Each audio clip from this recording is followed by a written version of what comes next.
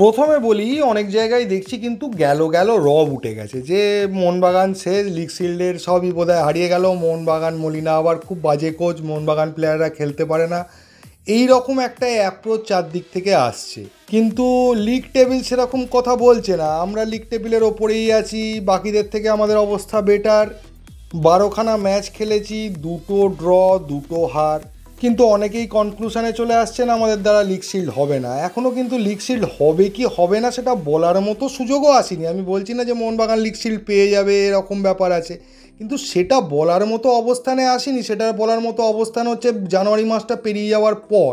December মাসের শেষে আমি বলেছিলাম একটা গ্রাফ পাওয়া যাবে যে কি অবস্থায় রয়েছে, সেই গ্রাফে এখনও মোহনবাগান টপে আছে। পাঞ্জাব ম্যাচটা আমরা জিতলে সেরকম কোনো সমস্যাই হবে না, কোনো প্রবলেম হবে না, এটা আমার বিশ্বাস। এরপর আরও 12টা ম্যাচ খেলতে হবে আমাদেরকে, সেখানেও যে সব কটা ম্যাচ জিতবে এর কোনো গ্যারেন্টি নেই। মোহনবাগান হারতেই পারে, আমার তো মনে হয় হারবেও, 1-2টো ম্যাচ তো হারবেই। 24টা ম্যাচের মধ্যে 20-22টা ম্যাচ মোহনবাগান জিতবে, এটা এক্সপেক্ট করাটা একটু বাড়াবাড়ি হয়ে যাবে। তাই প্রথমেই বলবো এখনও লাইন থেকে সরে যায়নি। হ্যাঁ হয়েছে, ধাক্কা এসছে, আগেও ধাক্কা এসছে, আবার সেকেন্ড টাইম ধাক্কা এলো, এরকম ধাক্কা আরও আসতে পারে। হতাশ হয়ে যাওয়ার বা মুষড়ে পড়ার মতো কিন্তু কিছু হয়নি।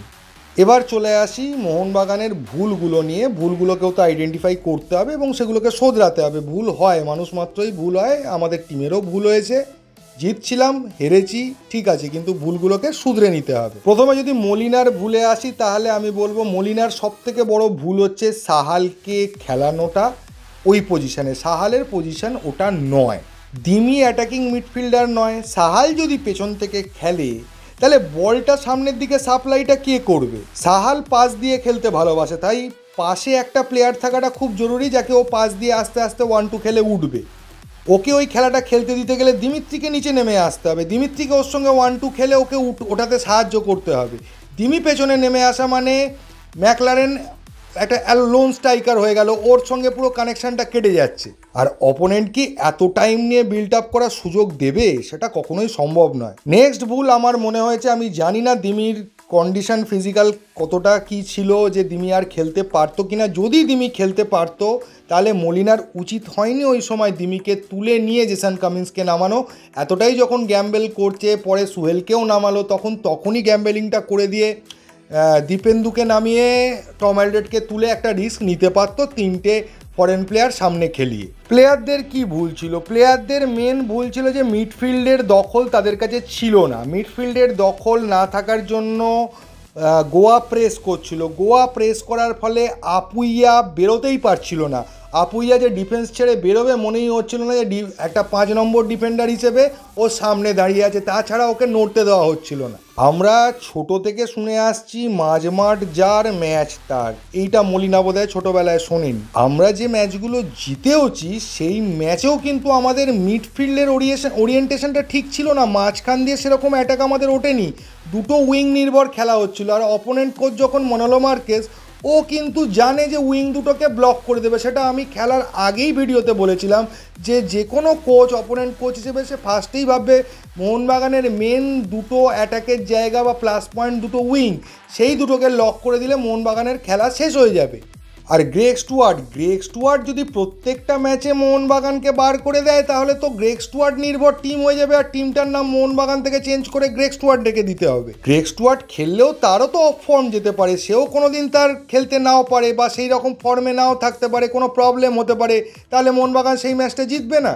মোহনবাগান প্রথম গোলের ক্ষেত্রে আশিস রাইয়ের কিছুটা ভুল ছিল, ওকে শট নিতে অ্যালাউ করেছে, ও সামনে শুয়ে পড়েছিল কিন্তু আটকাতে পারেনি, সেটাও আমি অতটা ভুল বলবো না। সব বলই যদি ও পা দিয়ে আটকে দেবে তাহলে তো আর চিন্তাই থাকবে না। কিন্তু সেকেন্ড গোলটার ক্ষেত্রে আশিস রাইয়ের একটা বিশাল বড় মিস্টেক ছিল।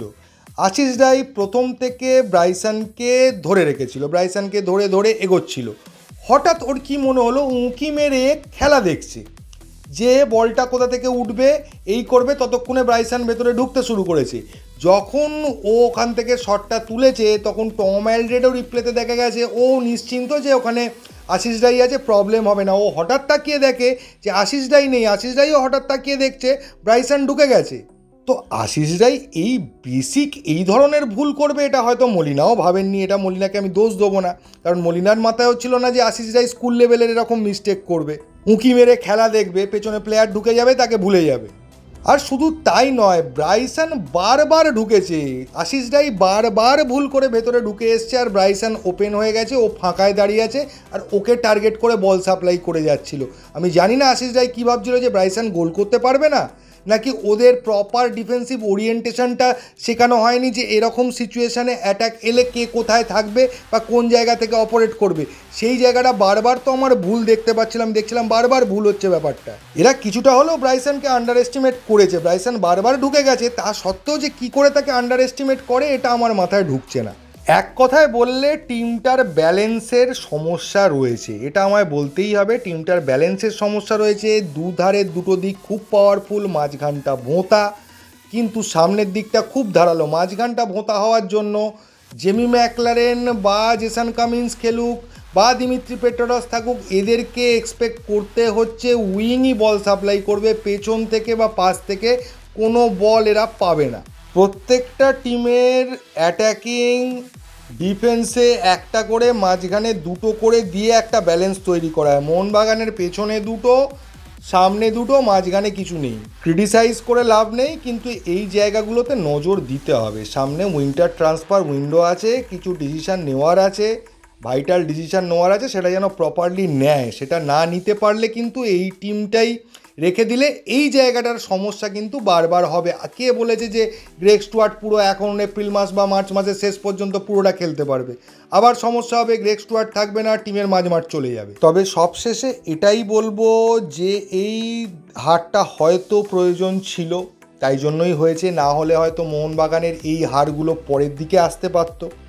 এখন একটা ম্যাচ হারার ফলে টিম সতর্ক হবে, তারা একটা সাবধানতা অবলম্বন করবে, যে জায়গাগুলো ভুল হচ্ছে সেগুলো শোধরানোর চেষ্টা করবে। তো এখনও অনেক ম্যাচ বাকি, লম্বা সিজন, দেখা যাক কী হয়। এই ভিডিওতে এইটুকুই। থ্যাংক ইউ, ধন্যবাদ এবং জয় মোহনবাগান।